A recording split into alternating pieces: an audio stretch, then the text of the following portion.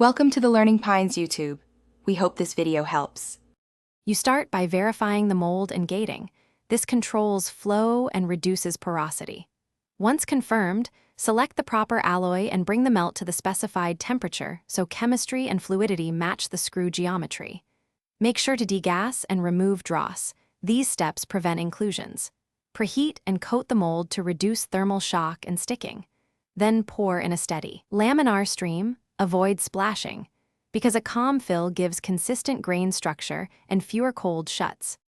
Once poured, manage solidification proactively by applying chills or insulating materials where the screw root or core tends to shrink. Controlled cooling yields sound castings. After full solidification, perform shakeout cautiously, remove risers and gates, then deburr and clean with brushes and appropriate solvents to preserve threads. Next, do rough grinding to remove flash and bring profiles close to spec.